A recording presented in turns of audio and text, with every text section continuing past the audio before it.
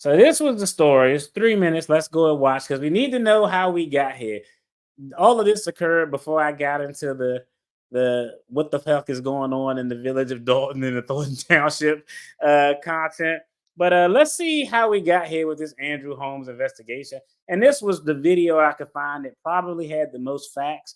It was a video where the victim actually gave an edited statement, but they provided some facts or details as to what allegedly happened out in Vegas.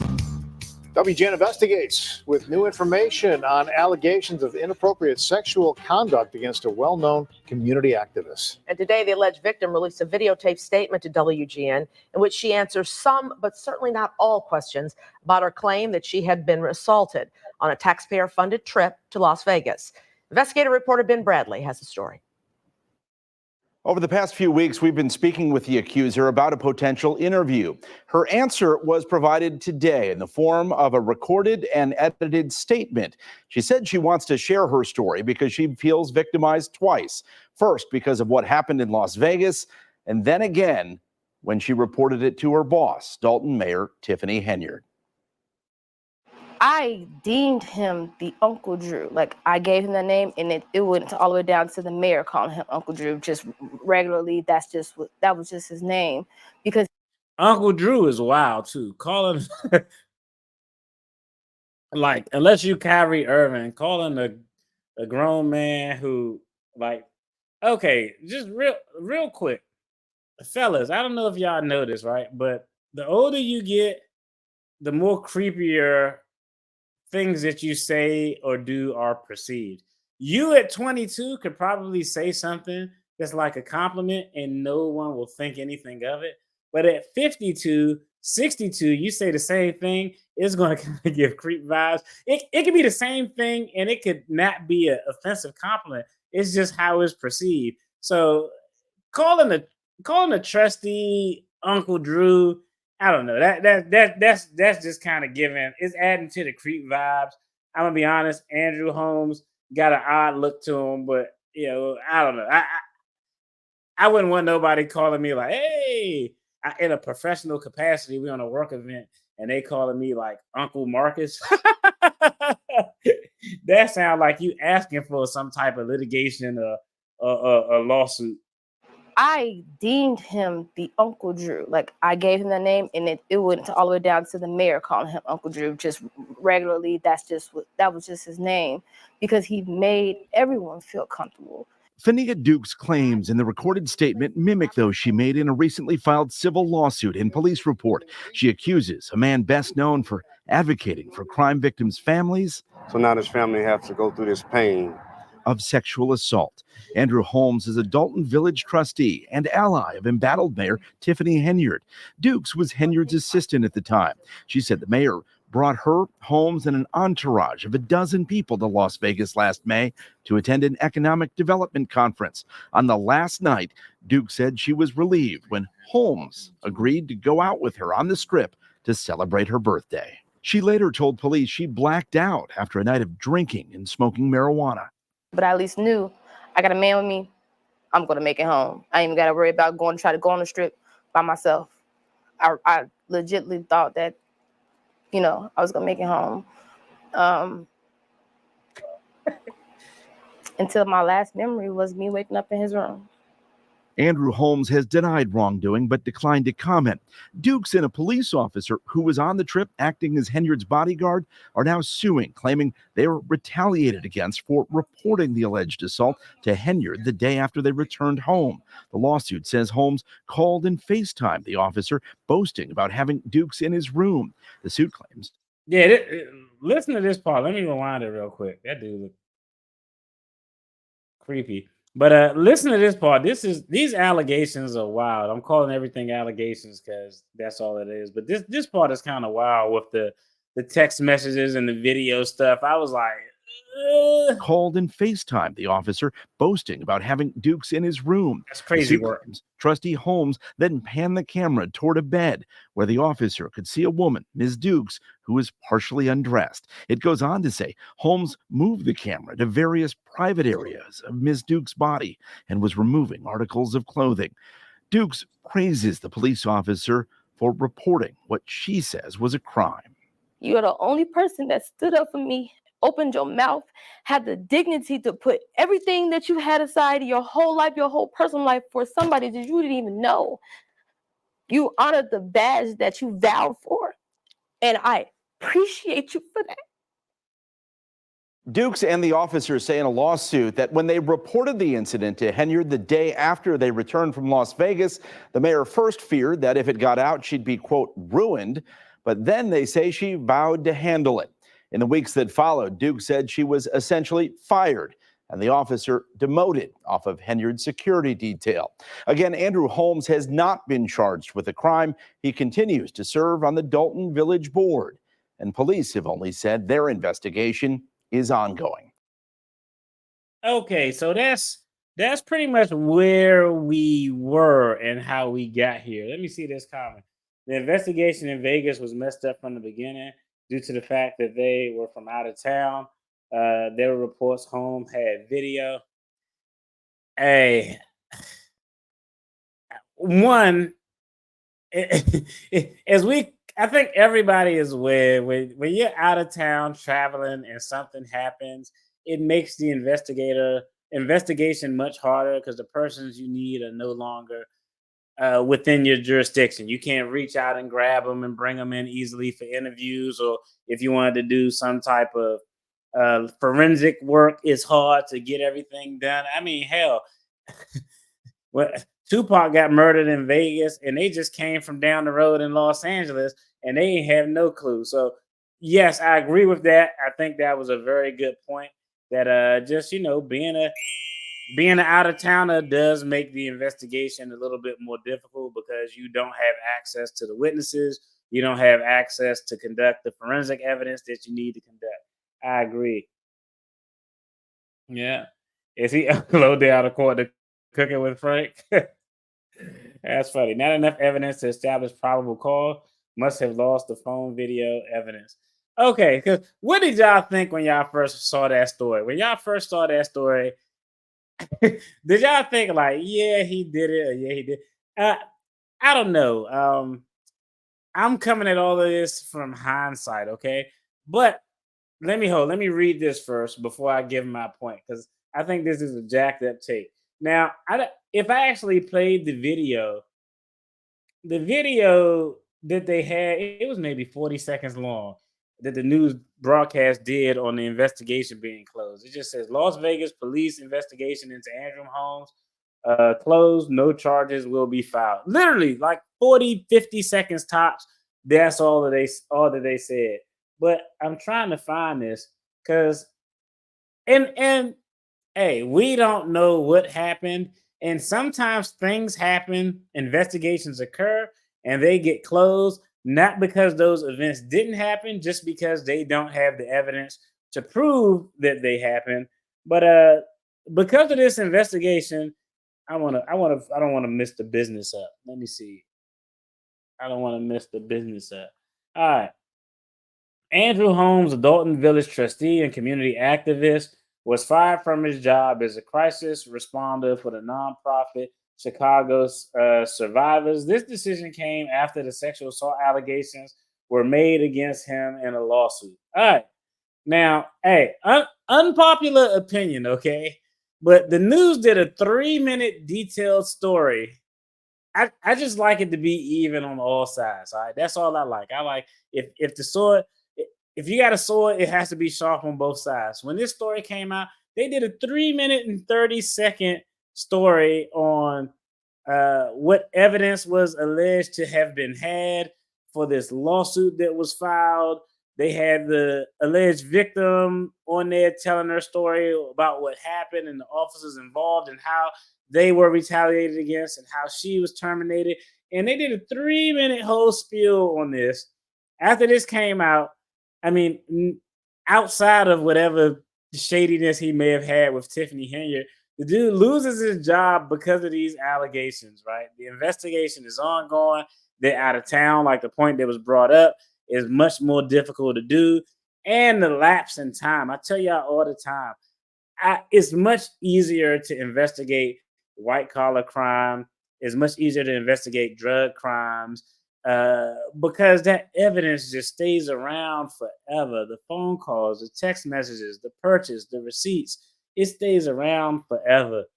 When you're talking about assault, batteries, those type of crimes, literally, it's like statistically, the first 7 days are like the most important because the physical evidence just it heals, it goes away. People memories get cloudy. It's just much more difficult to do because you have to operate in such a short period of time. But no investigation is closed. Vegas was like, nah, we ain't got anything. We're gonna let it go. And all they did was give a 40-minute spiel about how they just closed the investigation out. I don't know. Like, hey, I'm not saying something terrible didn't happen, but clearly Vegas police couldn't fucking prove that anything criminal happened, so they closed their investigation. And now this dude just has to suffer the consequences of like, damn, he lost his job because of that shit. That's kind of fucked up, right? I'm not saying I'm an Andrew Holmes supporter, but if I'm alleged to have done something and it's broadcast and I take all of these harms because of this allegation, once the criminal allegations vindicate me, like, oh, we're not pursuing it for lack of evidence, because that's the only reason they could not pursue it because of lack of evidence.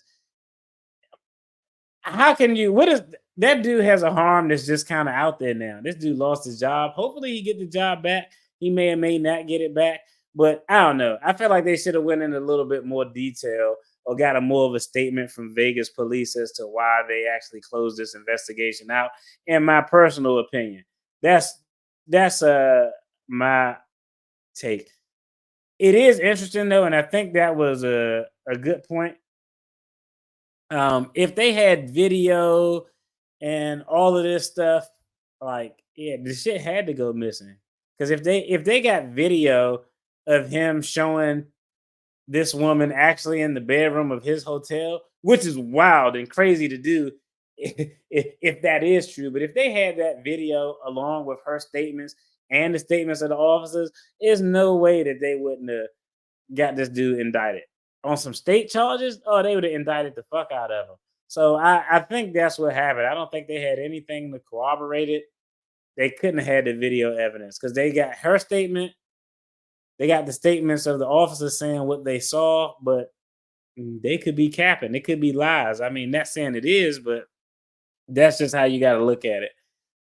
Yeah. As a practical matter, I think an assault was possible, but I'm doubting the raincoat free violation because of Zink's age and appearance.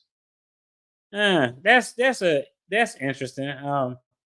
It's so flimsy too. Like, you don't know. It could be that they lost the evidence. It could be that he provided the authorities with additional evidence that was proved his innocence. Like, what if it was just an example as a text message that he received from her? Like, hey, I appreciate, hey, last night, Unc, you knocked it out of the park. What if it was a text message like that? Then you go look at it and be like, hey, wait, what? Unc knocked it out of the park. That's inconsistent with this. We can't move forward. It could have been anything. I do agree that, hey, I mean, anything is possible. I mean, anything is possible. Those facts sounded terrible, but if they let it go, they let it go for a reason.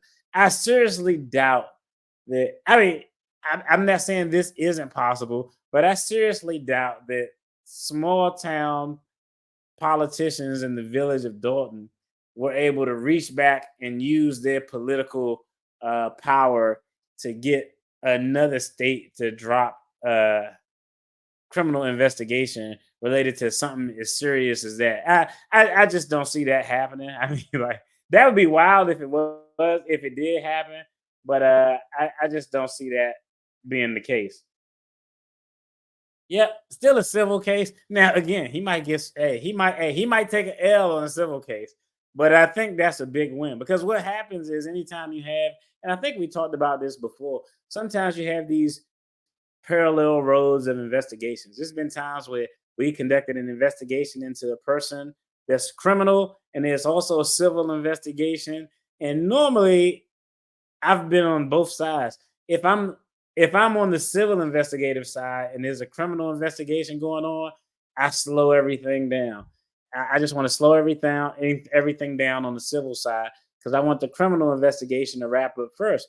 Because if the criminal investigation actually proves the case, the investigation is done, the person was, let's say, investigation was done, he was indicted and convicted. The civil case is easy. The civil case, all I got to do is use the evidence from that criminal case to prove my point, and is an easier burden. I only got to convince 6 out of the 12 jurors that he did this, and 12 out of 12 just said he did it. So, that's normally what will happen if it's a parallel investigation. But the fact that now they dropped the criminal investigation, that means civilly they're going to have to do all of the fact finding and do everything unilaterally on their own. And I don't know. I could see a scenario, and I don't know if this is the case, but it does happen. But there are scenarios where an attorney would take a civil case, and they take the civil case on the strength that they also know it's a parallel criminal investigation. And they praying to God, that attorney like, please, that civil attorney like, please let this dude get indicted and convicted so my job is easy. But once that fell off, now all the burden is on her attorney. You know how much that investigation is going to cost? Like, think about it. Now that there's no criminal investigation, no indictment is going to come from it, no conviction, nothing. Everything revolved around that litigation, she's going to have to pay for. She hired an attorney. Nobody going to do that civil case for her for fucking free. I'll tell you right now, I wouldn't take that case. If I was that attorney, I would be like, hey, you might want to dismiss this. You might want to dismiss this case unless she got really deep pockets. I don't know. She could be independently wealthy and super financial secure, but that shit's gonna be a tough hill to climb. Like, she gonna have to do all the legwork. This allegedly occurred in Vegas. All of the trying to get hotel footage, trying to get all of this stuff that attorney probably was praying that police officers was gonna do. He got to do it on his own. He gonna have to pay for private investigators, constant communication with her. I don't know. I'd be shocked if the civil lawsuit go anywhere. Not saying that there's not facts to support it. I don't know if she has the economic bandwidth to go through with it. It's just going to be a lot. So I don't know. Y'all let me know what y'all think. I think there are way too many higher ups involved. I have a 10-4 where conspiracy had all it's too close to elections, in my opinion. I mean, that could be true. Okay. I'm just saying generally, I think it's generally uncommon. Okay, I'm not saying this out of. Uh, I'm more of a probability guy than a possibility guy, but it's definitely possible. But the probability that some small ass bumpkins, not offensively, just it's local politics, it's small politics. They can't even get their rules and processes right to do the shit they want to do. I just don't see that a small ass municipality like that, the persons in charge have leverage to drop an investigation by a whole nother state. Maybe if it was like federal politicians or something like that, of course they're gonna make that call and it's gonna be a wrap. But I mean, hey, I get it. It's possible, but I don't think it's probable. It is possible, but I don't think it's probable. OJ won the criminal case but lost the civil. I agree. OJ lost the civil, but the greatest part about that, I think that proves my point. Those people who filed that civil case against a lawsuit, they weren't no broke ass people. I don't know. I don't know the status of that witness. I don't know what her job was. She didn't have a job that was the equivalent of Tiffany Henyard's or Andrew Holmes. Clearly, she was out celebrating her birthday. Not to mention the other thing that's I was like, man, I don't know why she said that. She's like, yeah, I wanted to go out. I mean, again, not saying it didn't happen. I'm just pointing out the very bad facts. I don't know if she has the economic ability to fight through the civil litigation the way it was for the people who won in the OJ case. They actually had a bag already. So, hey, that lady's family had some cake so they could go through that lawsuit and it was no issue. I don't know if this lady has the economic position to do that. And it was just some things I heard in that interview that kind of hurt her case. She was like, yeah, I'm there on the economic empower trip, and it's my birthday, and I wanted to go out on the strip. So I was drinking. She was like, I was smoking some weed and drinking, and Andrew came out with me to walk on the strip. I'm like, why'd you say that part? Even if you did it, that's the part you leave out. You let that part come up in trial if you get asked on the stand, so you don't got to lie about it. So I don't know. I don't know. I think it just looked bad off the cuff uh, for both sides, but I don't think she's gonna have the economic ability to go through with it. Lawsuits are fucking expensive. Like I don't think y'all really like, yeah, go file a actual civil lawsuit against somebody. Cause I guarantee you Andrew Holmes isn't gonna be in there by himself. He gonna have whoever he got representing him in court to fight that shit. I don't know. I I just don't think she's gonna have the economic bandwidth to do that. No charges doesn't mean innocent. I agree. No charges don't mean innocent.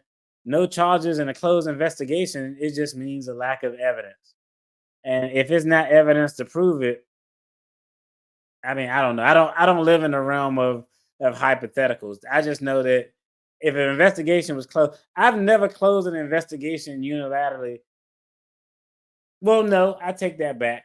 There are very rare circumstances where I've closed an investigation unilaterally, even though I had evidence that I probably could have proceeded with. Very rare. Happens on rare occasions. Most common time when it happened, it was a statute of limitations issue. Like I don't know if y'all remember, like during the pandemic, all the courthouses closed down, and so it kind of jacked up a lot of investigative agencies and prosecutors because we had all of these cases lined up, ready to go. But then court slowed up. You couldn't have contact with anybody. Courts didn't really know how to adjust, and then there was this big ass backlog of cases. So if you had a case where the statute of limitations was 5 years, but the case was in year 4, you only had a year left. Then the pandemic happened, and as things got backlogged and back jammed, we just knew those cases probably weren't going to get to the light of day because of the backlog. So those were the unique circumstances where I'd be like, we got enough to move forward with this case, but we're not going to be able to shoot this case off in time. So let's just go ahead and let it go. Now, if it was something egregious, like if it was like some type of SA assault in a healthcare facility, I don't give a damn what the statute of limitations was. We're gonna push that shit through. So for charges like this, them to close the investigation, they couldn't have any evidence. So, but I do agree with your statement. Your statement is 100% a correct statement. So I do agree with that. I just think that hey, no evidence is no evidence. Sloppy investigation. It could have been sloppy. I don't know. It's just difficult. If I flew to New York, like you know how hard it is. If I flew to New York, like let's say you in New York, I flew to New York, and I was like, oh, I got a beef with you, Bo. We going when I see Bo coming out of his place of work, I'm a sucker punch him, and I just sucker punch you and tune you up. Then I get back on the train and I head back home. Like you know how that is 100% difficult for investigators to do out unless they have some type of specific video footage like oh yeah that is the same guy from YouTube. He had on his debt free dad t-shirt, let's go pick him up. But unless you have some direct evidence like video audio or something like that, it's just hard to do from out of state for a crime that involves so much physical evidence. It's just something that's complicated. Yeah. Plenty of plaintiffs. Stranger things have happened. That's fair. Pass. I know. I've been doing good. I ain't cuss a lot. I think I maybe said like 4 cuss words. Yeah, I've been sleep all day though. I've been sleep all day. I was doing yard work all day. If I showed y'all my front yard, it look utterly ridiculous right now. Plaintiff several settle and stop cooperating with the criminal investigations. Okay, that's a fair point. That's a fair point. Completely fair point and an actual good point. Let's wait it out and see. Let's wait it out and see if this results in some type of settlement. I don't see Andrew Holmes settling anything like this stuff. That'll be that. I don't know. That would be wild. I don't know. That would be wild. And I don't know. I think the order would be weird too. Like, I don't know. It's a good point. It's a very good point. I don't know. I think that's a highly unlikely situation. I think that's an unlikely situation what we're dealing with here. Because I know what she's trying to do. What she wants to do is this assault happened, because I already know it's the same argument I would make. This assault happened. We were at a work event. We were there in our work official capacity, and she don't care about Andrew Holmes' money. She cares about the money of the people of the village of Dalton, because they're the ones who got the deep pockets. Any wrong acts done by the employee are the obligation of the employer under the doctrine of respondeat superior. So I get it. That's what she. If you punch me in the face, and if you work at Pepco and you punch me on the face 5 minutes before you get off, I'm suing you and I'm suing Pepco. That's the approach that she's going with. So I get it. I would be shocked. I don't know. I just don't think that a settlement occurred in this. I could be wrong, but I don't. This doesn't strike me as a situation where a settlement would would likely occur. In my personal opinion, can the case be open? Yeah, investigation can always be reopened. It's not like it's a double jeopardy rule that applies. It's an investigation. I mean, investigation. You can close an investigation, reopen it if you got new evidence. I mean, the investigation being open or closed is solely at the discretion of the investigative agency. Because if they get new evidence that, like, oh shit, we lost the video, but we got a copy of the video again, and he was showing her laying on the bed. If they get the video, they just gonna reopen the investigation and move forward. So they definitely can reopen it. Let's see. Norfolk VA, what's going on?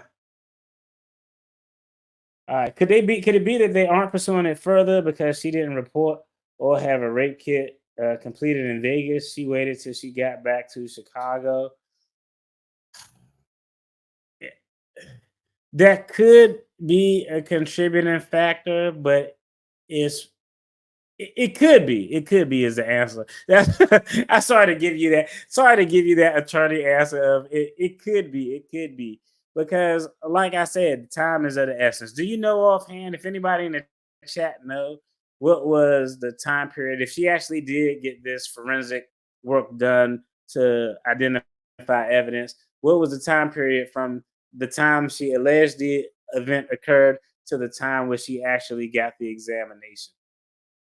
That would be a interesting question. That could be it though. That's a good question. Damn good question. Um, it, it could be, but probably not though. Is interesting because normally in a crime like this, when allegations like this are made, it's very rare. As someone who's have training and represented uh persons charged with terrible acts and actually investigated these types of acts, it's actually rare for something like this to happen and the victim to just immediately go like, okay, let me go ahead and go to the hospital and report this. And like normally there's a lapse of time between when the event occurs and when the victim finally musters up the strength because it's a traumatic event. It's a big ass lapse of time most times, but between the time it occurs and when they actually muster up the strength to go get the examination done. So the fact that some time lapsed between the examination could be problematic. The fact that the examination that you got done happened in another state all the way across the country or halfway across the country, that could be problematic. And I'm gonna just be honest. How could I put this as a if I'm an investigative agency in state A, I'm not saying that because of course I would rely on sister states forensics if they have it, but I would evaluate those forensics with a higher level of scrutiny because I'm not familiar with how their State Bureau of Investigation or their forensic guys, how they operate there. I don't know if, I mean, think about it. It could be if I'm the investigators in Vegas and you go out in California and 2 weeks later, no, in excuse me, I said California, Illinois, 3 weeks later, you get the examination done and we get the results from it. When I see the results, I'm gonna be like, okay, cool, we got these results. But I will have a lot of questions because me as a state investigator agency in state A, I don't know what processes, I don't know what deficiencies they have there. So I'm gonna look at it and probably give it a high level of scrutiny. Now I'm still gonna use it if it's beneficial, but these are questions that I would have. But that definitely does hurt the case. I don't know how much time lapsed between the actual alleged event and actually when the forensics were done. But the fact that there was some time is always a problem. And the fact that it was done by a different agency, that it was done in another state, all that stuff just makes it much more complicated. Okay. She has the whole entire village behind her. I guess home and Henry's cover up. Vegas is in the worst place for these kinds of investigation. It is like it is, but Vegas sees this shit all the time. I mean, it's Vegas. People don't go to fucking Vegas to fucking play shuffleboard. When people go to Vegas, they go there to have a good time. They go there to go out a club. They go there to get high, to get drunk. Nobody yeah, nobody. So most people when they go to Vegas, they kind of go on there to cut up. So I'm sure Vegas is really used to dealing with these type of out of state situations. Honestly, Vegas, maybe let's see. I would say Vegas, Miami, maybe New York. Big cities like that are probably used and probably are the best equipped to deal with these types of situations. But that being said, even though they're probably the best equipped to deal with it, that distance just makes it really, really difficult. Yeah, yeah. I believe that it was a mistake she made. She waited and filed when she got home, then let Henya know. That's why she was fired. Now that part is probably 100% accurate. Okay, she was terminated. Now that's where her bag is going to come from, the wrongful termination. And I know we talked about wrongful termination before on this channel, but I think that's a much easier thing to prove. I reported this on this day, then I was subsequently fired, and at the time, Henry and Holmes were like like close allies and compadres. Like, so I think that's a much easier gonna be a much easier case. An inside source told me that she reported it to Tiff and Freeman and was told that they would take care of it. It was only when Tiff didn't do anything, that's when she went to the police authorities. Ah, that's yeah. Yeah. Okay. Yeah. So see, I wish I knew how much time lapsed between the date the alleged incident occurred and when she actually went to authorities and or the forensics got done. That because if it's, I'm assuming it was past a week. I'm assuming that it was past a week because I'm sure she probably waited a couple days just from the trauma alone.